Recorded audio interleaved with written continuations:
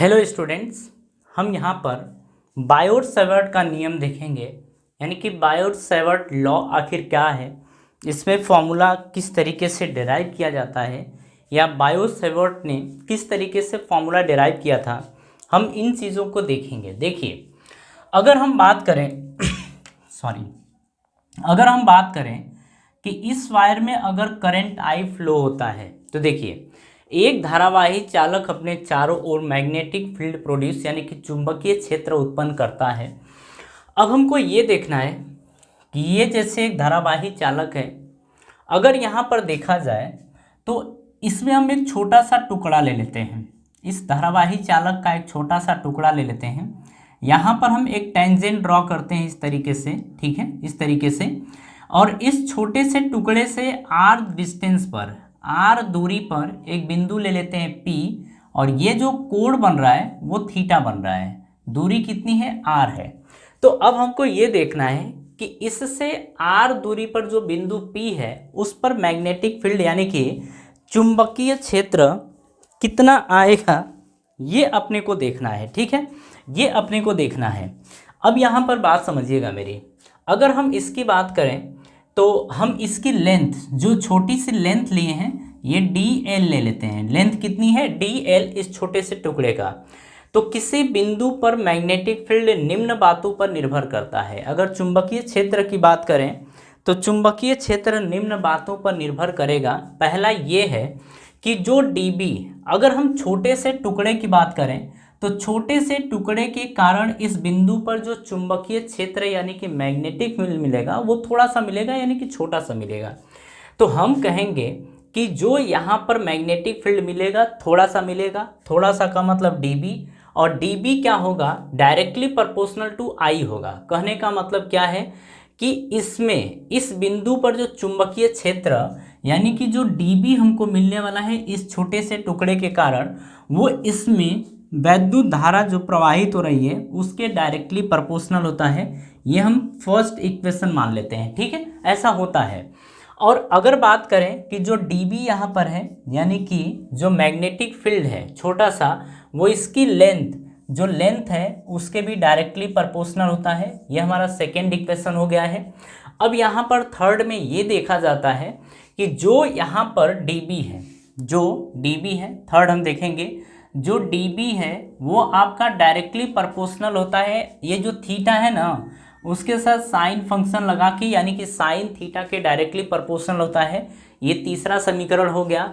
चौथा में ये देखा गया था कि जो आपका DB है ना, वो डायरेक्टली प्रोपोर्शनल होता है, या इन्वर्सली प्रोपोर्शनल बोल सकते हैं, व्युत्क्रमानुपाती होता है इसके दूरी के वर्ग के, यानी कि इसके दूरी के वर्ग के व्युत्क्रमानुपाती होता है कि कौन सी चीज़? DB, यानी कि मैग्नेटिक फील्ड। मेरी बात समझ में आ रही है? तो ये भी आपका हो गया, बात समझ में आ रही है। अब देखिए हम क्या करेंगे, ये चार चीज़ें होती हैं, चार डेटा होता है, चार डेटा के हिसाब से यहाँ पर मैग्नेटिक फील्ड देखा जाता है। हम यहाँ पर फर्स्ट सेकेंड थर्ड और फोर्थ इक्वेशन के हिसाब से हम यहाँ पे बनाएंगे। तो by first, second, third and fourth, हम इन चारों के हिसाब से देखेंगे कि मैग्नेटिक फील्ड कितना आता है। जब चारों को मिलाओगे आप तो DB डायरेक्टली प्रोपोर्शनल टू आ जाएगा IDL साइन थीटा बटे में R स्क्वायर के, आपका ये आ जाएगा। ठीक है, अब यहाँ पर आपको पता है कि प्रोपोर्शनल हम रहने नहीं देते हैं, प्रोपोर्शनल को हम हटाते हैं। और जब जब हम प्रोपोर्शनल हटाएंगे तो एक प्रोपोर्शनलिटी कांस्टेंट आएगा, और प्रोपोर्शनलिटी कांस्टेंट जो आएगा वो यहाँ पर K आएगा। तो लिखेंगे KIDL साइन थीटा बटे में R का स्क्वायर, आपका ये हो जाएगा।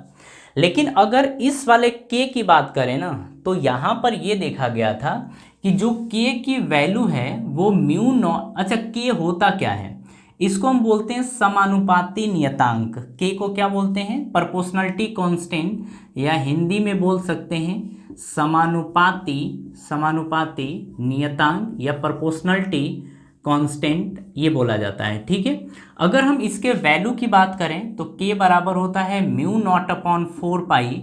अगर इसकी बात करें जाए तो K यानी म्यू नॉट अपॉन 4 पाई की वैल्यू जो होती है वो 10⁻⁷ टेस्ला मीटर पर एम्पियर, या फिर हम देखते हैं एक और यूनिट होती है न्यूटन पर एम्पियर का स्क्वायर, ये आपका होता है। ठीक है, तो कुल मिला के आपको क्या याद रखना है कि जो k की वैल्यू होती है μ0/4 और जो इसकी वैल्यू होती है 10⁻⁷ टेस्ला मीटर पर एम्पियर के बराबर होती है। ठीक है, ये आपकी यूनिट होती है।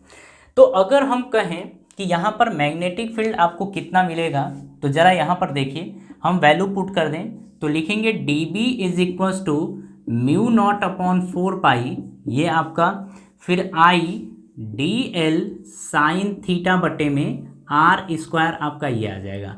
ये आपका आ जाएगा dB की वैल्यू। किसकी वैल्यू आ गई? dB की वैल्यू आ गई। बात समझ में आ रही है? अब यहाँ पर देखिए, सब कुछ हो गया। ये आपके छोटे से टुकड़े के कारण मैग्नेटिक फील्ड मिला है। अगर हम कहें कि पूरे वायर के कारण मैग्नेटिक फील्ड यानी कि चुंबकीय क्षेत्र कितना होगा, अगर इसको देखा जाए तो यहाँ पर देखिए, इसको कैसे देखेंगे, देखिए अच्छा हाँ, इसमें हम इसको करने के बाद इसके एप्लीकेशन अलग अलग देखेंगे। ठीक है, इसके एप्लीकेशन भी अलग अलग हम लोग देखेंगे। यहाँ पर अगर देखा जाए तो ध्यान से मेरी बात समझिएगा, ये आपका है छोटे से हिस्से के कारण, छोटे से टुकड़े के कारण मैग्नेटिक फील्ड है। अब हम देखेंगे कि संपूर्ण धारावाही चालक के कारण, यानी कि हम लिख सकते हैं कि संपूर्ण धारावाही चालक के कारण मैग्नेटिक फील्ड कितना आएगा वो अपने को देखना है। तो कैसे निकालेंगे, यहाँ पर हम लोग लिखेंगे, देखिए सॉरी, यहाँ पर हम लोग करेंगे इंटीग्रेट, यानी आप लिखोगे dB इज इक्वल्स टू, दूसरे साइड भी इंटीग्रेट करोगे μ0/4, यहाँ लिखोगे I dl साइन थीटा बटे में r²। आप ये लोगे, dB को इंटीग्रेट करते हो तो b आता है, इज इक्वल्स टू μ0/4 कांस्टेंट है। तो ये काम करते हैं ना, इसको ऐसे ही रहने देते हैं।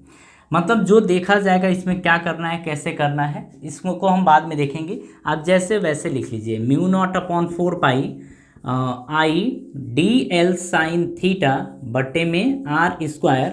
ये पूरे वायर के कारण मैग्नेटिक फील्ड है, मतलब पूरे वायर के कारण जो मैग्नेटिक फील्ड इस पॉइंट पर मिलेगा वो आपका integration of μ0/4 I dl sine theta by r² के बराबर होगा।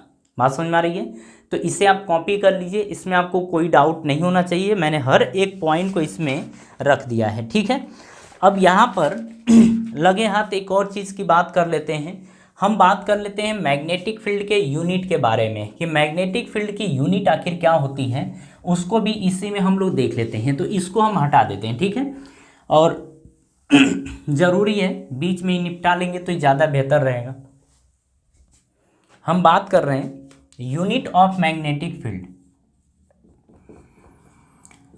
यूनिट ऑफ मैग्नेटिक फील्ड अगर इसकी बात करें तो हमको पता है कि हम दो तरीके की यूनिट देखते हैं। एक होती है आपकी SI यूनिट और दूसरी होती है आपकी CGS यूनिट। ठीक है, अगर हम SI यूनिट की बात करें तो SI यूनिट मैग्नेटिक फील्ड का टेस्ला होता है, या हम बोलते हैं वेबर पर मीटर का स्क्वायर, या बोलते हैं यहाँ पे न्यूटन एम्पियर मीटर, ये बोल सकते हैं। तो यहाँ पर अगर बोलें तो मैग्नेटिक फील्ड की जो SI यूनिट होती है आपकी ये टेस्ला हो सकती है, इसको T से दिखाएंगे, या फिर आपकी वेबर पर मीटर का स्क्वायर ये होता है, या फिर आपका न्यूटन पर एम्पियर मीटर आपका ये होता है। तो ये मैग्नेटिक फील्ड की यूनिट होती है SI यूनिट। अगर CGS की बात करें तो गॉस होता है, और एक और होता है ओरेस्टेड ये भी होता है। ठीक है, तो यूनिट्स आपकी ये हो गई, इनको आप अच्छे से ध्यान रखिएगा। अगर यहाँ पर आपको एक चीज़ और बता दें कि 1 टेस्ला जो होता है वो होता है 10⁴ गॉस के बराबर। तो इसे भी याद रखिएगा कि 1 टेस्ला जो होता है वो 10⁴ गॉस के बराबर होता है। बात समझ में आई? तो देखिए ये वाला हिस्सा हम यहीं पर कंप्लीट करते हैं। इसके बाद भी कुछ फॉर्मूले हैं, उन फॉर्मूलों को भी हम आगे देखेंगे। ठीक है, तो चलिए आज की सभा यहीं समाप्त करते हैं। आप सभी लोगों को धन्यवाद।